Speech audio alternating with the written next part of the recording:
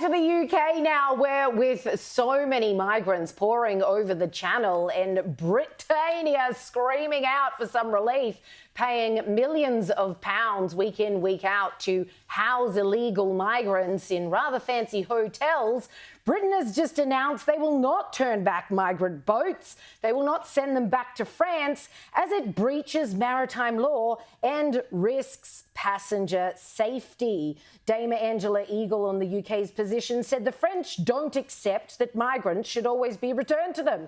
If incidents happen in French territorial waters, they go back to France. If they happen in British territorial waters, we bring them into safety in the UK. Well, I can't imagine many English taxpayers are very happy about this. And this is being compared with Italy's recent £9 million, I keep going to say dollars, deal with Tunisia, which allows for the interception and return of migrant vessels. So Italy's done this great deal. Just we don't have to deal with this anymore. Italy has also had a lot of people rocking up onto their shores via boats.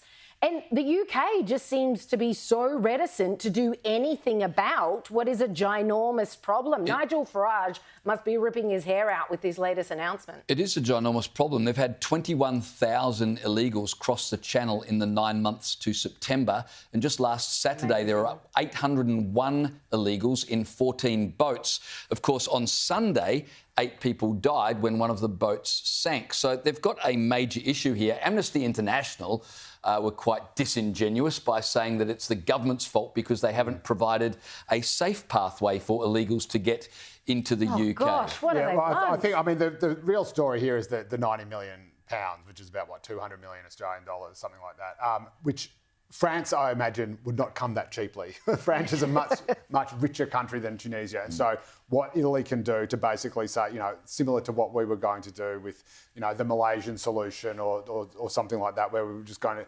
find a sweet spot, find a country which was undesirable enough to sort of stem the flow and to do the swap. We did it with America as well. I suspect, and what Australia has done is actually much more sort of quiet and clever and, dare say, a little bit sneaky as well, but has all been done. I think these are the sort of things you can't really do almost above board. You have to do it, no comment on water matters, as they say. Just you don't want to know what people are doing, and you just want it sort of out of sight and out of mind. Well, it's certainly going to be a problem for the Labor government in the UK.